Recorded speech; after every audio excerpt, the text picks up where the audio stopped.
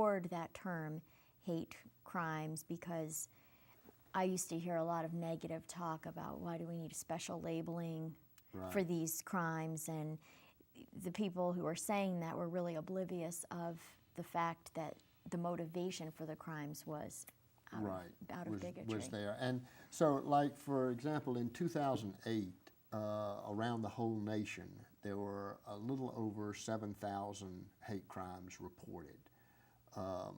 Some against gay, lesbian folks, race. Race was the biggest, GLBT the second, I think religion third. And, you know, on one hand, 7,000 actually, when you think about the everyday kinds of experiences people have to have. I mean, it's in a way, to me, it's a hate crime if somebody doesn't get a job because they're black. Right. That's a hate crime. All of those little things, of course, are not included in that. Discrimination is not included. Yeah, discrimination is not, but the impact on people can be just as egregious. And one thing that we often wonder about is, well, where do these reports come from? Well, they come from all police departments, sheriff's departments, other kinds of enforcement agencies around the country. The thing is, though, it's all voluntary. And there's probably a lot of underreporting, and this was mentioned at this conference for a variety of reasons. Some place doesn't want it to be known that, oh, we had 10 hate crimes. Well, that's not going to be good for the Chamber of Commerce to see. So it might just go in as an assault or something like that, when the reality is it's a hate crime. So that number is you know, it gives us a sense, but I don't think it comes close to the reality.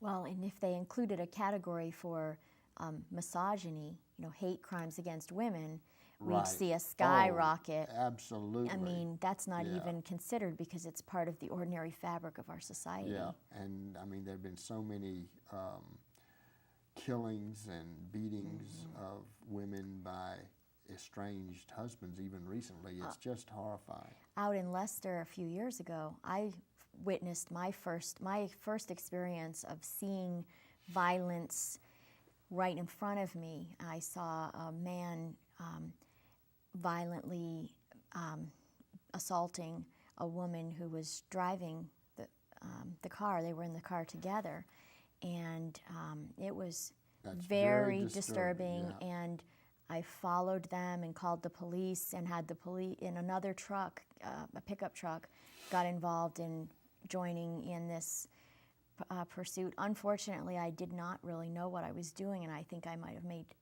the situation a little worse when they parked and the man started banging the woman's head into the steering wheel. I called out from across the street, just help is on the way kind of a thing, which I believe was not helpful to that woman. And you know, I have since had a hard time sort of living with that reality, because afterward I found out that in North Carolina, unless the woman presses charges against the abuser, he won't be taken in, despite what other people have seen, despite what the police, that she has to actually press charges. And there could be any number of reasons why she wouldn't press charges. And it's a you very know, that hard. may have changed. I know there was an effort, and I think it was, that the police officer himself or herself can file the charge. I'm pretty sure that change has been made, though I'm sure some of the viewers will know specifically. I hope so too, but to see that violence and to realize that this is part of people's lives, you know, and to think that this is going on, well, to feel helpless. Yes, about. I think that is what I would hope, that these instances we've had here in Buncombe County and just over the line in Henderson County, and the kinds of things that you know, Helpmate can tell us all about, and our voices can tell us all about, and Physical Legal Services can tell us all about. Hopefully they also motivate us to not be silent. That is the key. we as a society need to do things proactively to establish that this is not who we are. Absolutely. And working with law enforcement as well as churches, schools, because it really is an integrated problem that covers all those areas. I wrote this quotation down today. This is from the Holocaust Museum in Washington, D.C., and it says, "Thou shalt not be a victim, thou shalt not be a perpetrator. Above all, thou shalt not be a bystander." Right, right. And that actually was the message at the school bullying conference that was held here in the spring by the Center for Diversity Education and some other organizations. And those three things was the whole focus of a lot of training that goes on for young people in school, you know, with peer mediation and those types of things to stop that.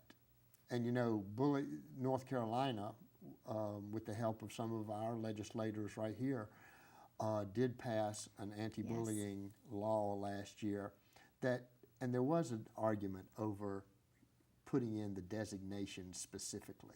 And I think everyone feels that in the end, having those designations, and particularly today, the most controversial designation of gender identity and sexual orientation, having those, it not only helps the administrators know that they are being held accountable for this, it actually helps teachers and other people who are lower in the administration to have something to say, look, we cannot not do this. Right. The law says we must, and in fact the law is very clear.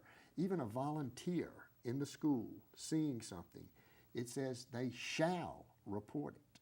So we are all negligent if we don't report it. So it's a good way to draw that line in the sand, saying we as a society are no longer going to put up with this kind of behavior.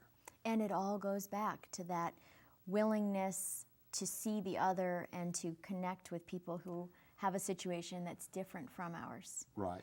I mean, even my oldest child has had bullying in her school classroom in the county because she has two moms. And so it's nothing she's done.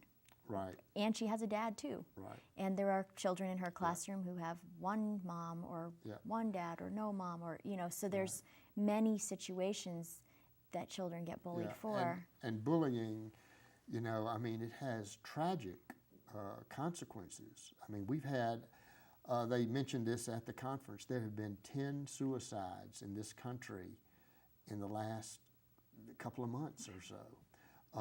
From gay youth and or others. Perceived. Or perceived. And that, which is, I'm glad you said that, because that is part of the new federal law. Either they are this designation or they are perceived as this designation. it's so disturbing, really, that if Right. I just don't understand why our churches and organizations and families are not teaching the value of connecting, of love, rather than judgment and hate. Well, I don't understand many it. are There are teaching many. it, but I think the ones that aren't are more into control than into love. Right, And that's they're true. more into this kind of judgmental rhetoric rather than the rhetoric of love. And hopefully over time that will change. I love the T-shirts that your church printed out that says "Standing on the Side of Love." Am I getting that right? Standing. Yeah. That actually is a national thing in the Unitarian Church, and they use it to send out alerts to people around the country. And the idea is that whatever's going on in this situation, I'm going to stand on the side of love. And so Save the it moral has been. judgment. Right. We're going to. So in the instances here locally of these racial hate crimes, So you had Mrs. Hodges' situation Family, in Leicester. right. And And then- what and kind then- of support does she want from us? What can we do specifically for Mrs. Hodges? Right. Well, I think they have received, close to 100 letters.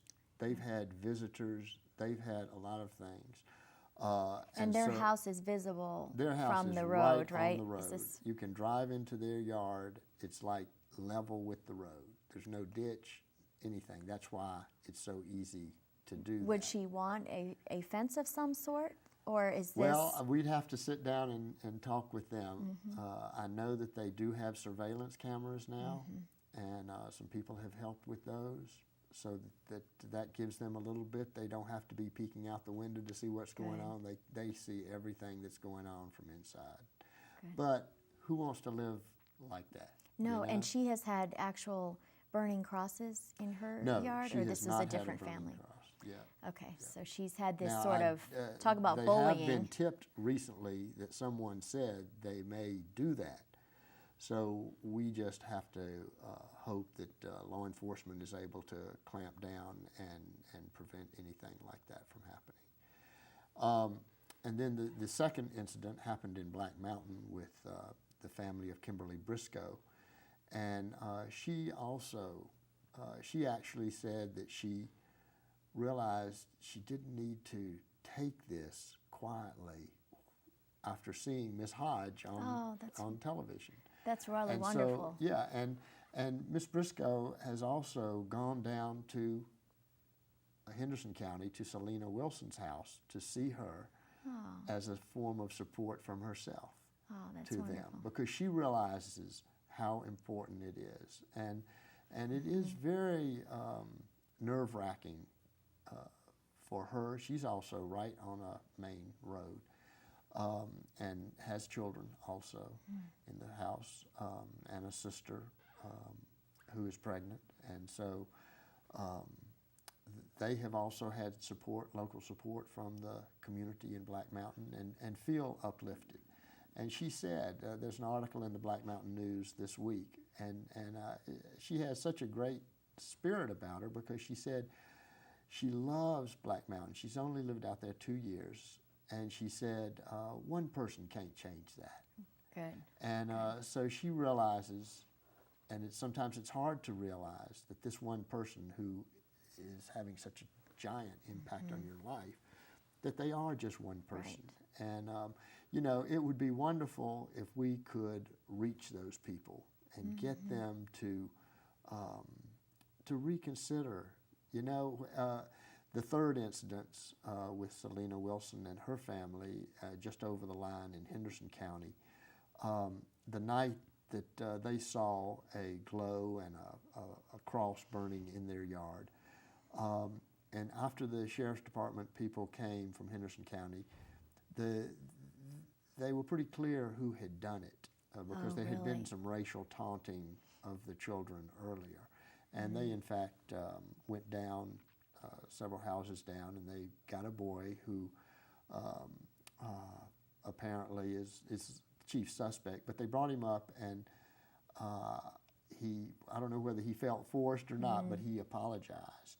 And from what Ms. Wilson told me, she said she had had a tough upbringing herself, and she told the boy, you don't have to live like this. You don't have to ruin your life.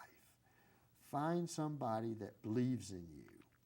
If you can't find them in your family, find them elsewhere. She said she was 27 years old before she was able to believe in herself. And I think that she really is on to the really crux of what causes these hate crimes. Yeah. Did you read that article that I forwarded about the nonviolent communication of the 15-year-old KKK member? It was a few weeks ago. Oh, so I'm not sure. It's but been a pretty it's- busy few weeks, It so has I may been, not have done that. but I Tell us thought of about you because this was an example of a reconciliation group that was meeting, and there was a young boy in this group who was very, very white supremacist and a member of the KKK, and he was and his dad was as well.